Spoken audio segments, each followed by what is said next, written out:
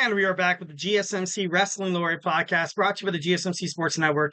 I'm your host, Eric Rodriguez, here every Monday through Friday, 8 p.m. Pacific time, 11 p.m. Eastern time on the GSMC Sports Network. Here to talk about professional wrestling. Can't wait to see you guys on the Monday through Friday. This consistent relationship is definitely beneficial for me. Definitely love seeing all the audience out there. Remember to use the tips and donations link at the gsmcpodcast.net. Shoot me your comments, questions, and concerns. Obviously, anything's greatly appreciated. But yeah, just become part of the show. Be a part of the show. Be the show. Make your voice heard.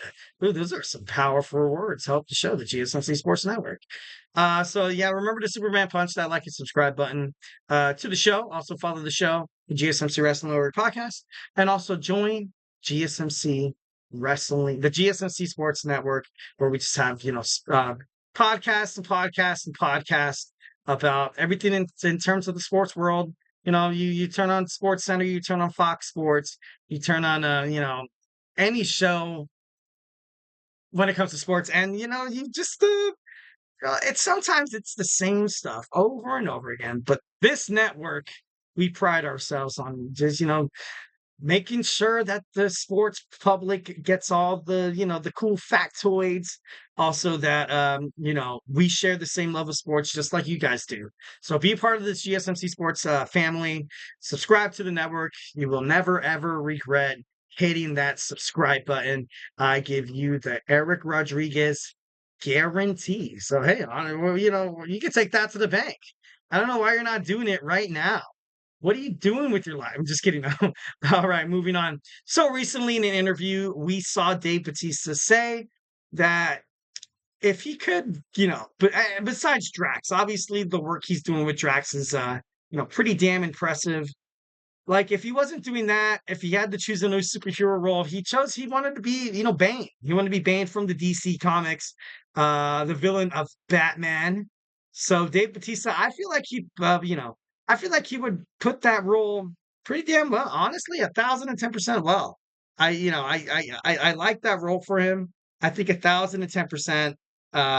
Kind of would give people a new side of Dave Bautista because people obviously see him as Drax. When you see him as Drax, you kind of see him as like this big lug, this strong guy who's kind of not really comprehensive mentally, to put it nicely. But like I don't know, the fans love it. The fans love it 1,010%. So I think this would be a pretty great role for Dave Bautista, all in all. But kind of like what I want to talk about as well. Just want to hit on some, WWE wrestlers that have been in superhero movies. So first, we're going to talk about John Cena. John Cena from the Suicide Squad. His role as the Peacemaker is something that came in association to the television show. He had the opportunity, a six-time world champion, and he's a pretty damn good character. I feel like you see John Cena in a lot of cinematic movies. I absolutely love him inside comedy movies and stuff like that. If you've ever watched, what's that movie that was, Blockers. Blockers was really good. I loved Blockers. I thought that was a great movie. Vacation Friends 1 and 2 was pretty pretty awesome. What else have we seen? We've seen him in the Fast and Furious franchises. Obviously, we all love the Fast and the Furious franchises. What else was John Cena in? What else was John Cena in? John Cena was in a lot. He was in the Marine, the first ever Marine, and then you saw Ted DiBiase, and then you saw the Miz, and it wasn't the same vibes. It wasn't the same vibes whatsoever. But John Cena is a star, 1,010%. He was also in Transformers. That's what it was. It's like he played a movie with, I think it was Mark Wahlberg. I think so. But all in all, it's kind of cool to kind of see him in a different role. Next, we have Randy Savage, who was in the Spider-Man movie, one of the most infamous examples of wrestlers being in superhero movies. Randy Savage's cameo in Spider-Man in the Spider-Man movie was pretty cool. And he was like, "You go nowhere. I got you for 3 minutes. 3 minutes, I think it was." But once when you're watching Spider-Man, obviously the Tobey Maguire Spider-Mans kind of took me some time to getting used to. I never really kind of got into the Andrew Garfield Spider-Mans, and then I watched the Tom Holland Spider-Mans. I watched the new, obviously, the whole cinematic universe with Robert Downey Jr. bringing in the new Spider-Man, during Civil War, Avengers, not Avengers Civil War, Captain America Civil War.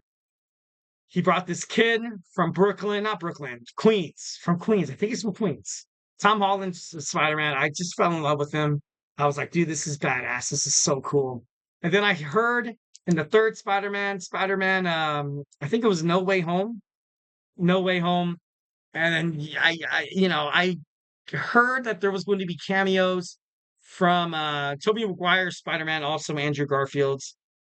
So I kind of thought to myself, I was like, all right, if I'm going to go out and I'm going to watch this movie, going to spend, money on the Thursday night showing, obviously the midnight showing and stuff like that. You pay for a good seat.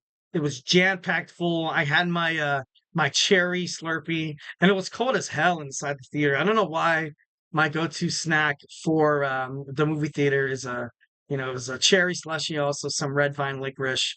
Oh, I love myself some red vines. Twizzlers fans, I don't see what you see in Twizzlers. Twizzlers are absolutely awful. I got to be honest. I'm just kidding. I'm just kidding. Not trying to, start any licorice, civil war here. But I don't know. It's kind of cool.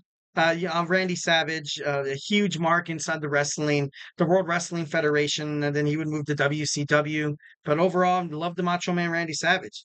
Triple H on Blade. Triple H was on Blade. I remember skipping through the television channels, and I got stuck on this movie with Wesley Snipes, and I wasn't really sure what it was. I wasn't really sure what kind of movie it was. I just, saw him in like this, duster with sunglasses, obviously looking like a total badass. At first I was like, dude, what the? I saw like the guy chasing him. I saw the villain. And I was like, dude, was that Triple H? What the heck's going on right now? And after I saw that, I could not look away from the TV because I was like, dude, I want to see a pedigree right now.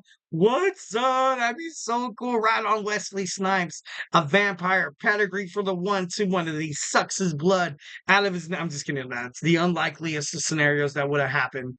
But all in all, I felt like that would have been pretty cool. So we had Triple H in the Blade role of the game. Is someone who opted to put all the forces in the wrestling business.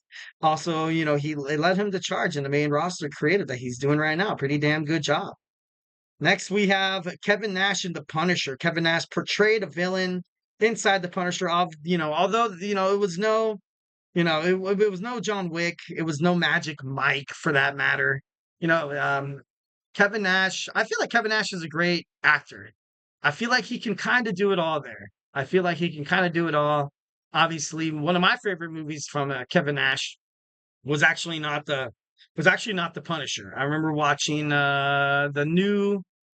the remake of The Longest Yard with Adam Sandler, Chris Rock, and you saw Stone Cold Steve Austin in that movie as well. We also saw Kevin Nash. We saw Denver Bronco, Hall of Famer Bill Romanowski. Just a lot of cameos. We saw Nelly. We saw Burt Reynolds. It was pretty cool. All in all, it was a great movie. I remember watching it in the movie theaters when it came out, and I was like, starstruck because I was like, dude, there's wrestlers inside this movie. Like, what the hell is going like? And back in that day, I think you know, it was right when, I was kind of taking a break from professional wrestling for a minute. And just kind of seeing superstars like Stone Cold Steve Austin on the big screen and Kevin Nash is, it kind of makes you smile. Kind of makes you smile. But yeah, Kevin Nash inside the Punisher. Next, we have The Rock as Black Adam. I heard Black Adam actually did not do really well inside the box office, which, obviously, could do something with, the script and the writers and stuff like that. Definitely not The Rock's fault. The Rock also, he's also been in a hell of a lot of movies. So crazy. He just got done finishing his movie, he wrapped it up this week. So, he's going to make his way onto the main roster, probably on WWE SmackDown pretty soon. Maybe call out Cody Rhodes a little bit. As DC rebrands the movie side things, fans were finally able to see The Rock in a role with something it was suited for him. It was kind of like this dark role. I never really see The Rock in crazy like movies where he's portrayed as just dark. Yeah, the only movie that kind of comes to my mind is Faster. Faster, he kind of played the anti-hero a little bit. And then of course, you see the cheesy movies that he's in. Obviously, he was in The Tooth Fairy, which was pretty badass. He was in The Game Plan, which was great. Loved that movie. He was also in he's in a damn The Rock is in a lot of movies. He was in the Fast and Furious franchises. He was in The Scorpion King. He was in The Mummy. When you think of what's it? I think Roman Reigns was also in I think Hobbs and Shaw. I think the Hobbs and Shaw movie. Don't quote me on that. I might be tripping. But all in all, The Rock is a huge movie star, 1,010%. Loved seeing him, in this movie role. All right. So next we have Sheamus in the Ninja Turtles, the Teenage Mutant Ninja Turtles Out of the Shadows. He played a villain as well. He played as kind of like Rocksteady.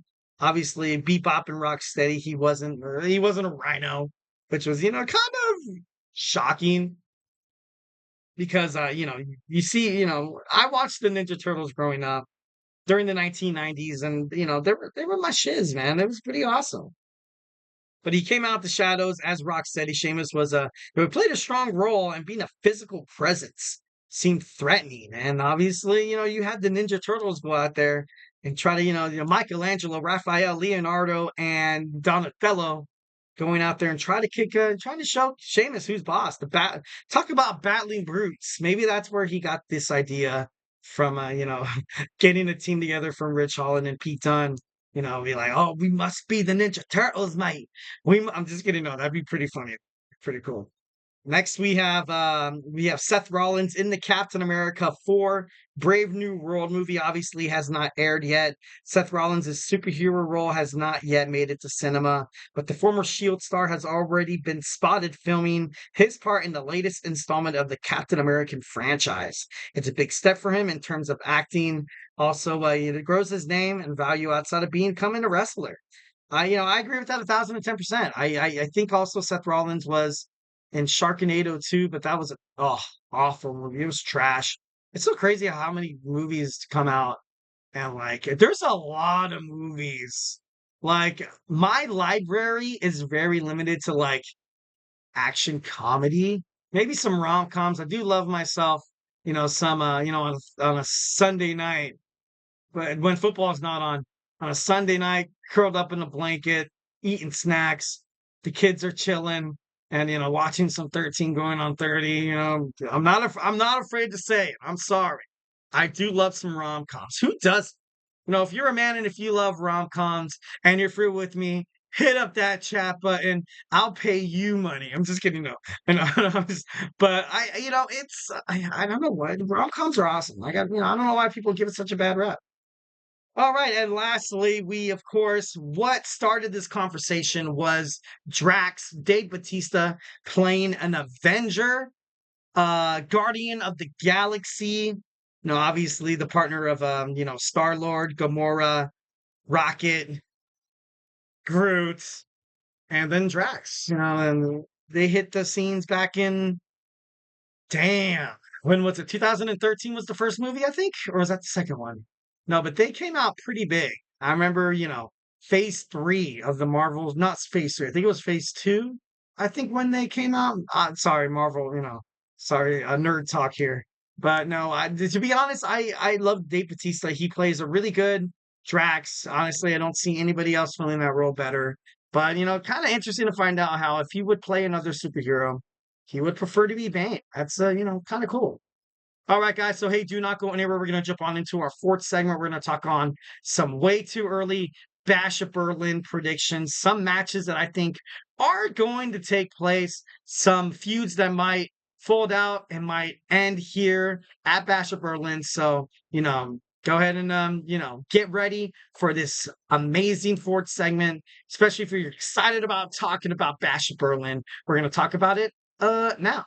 So, hey, stay tuned.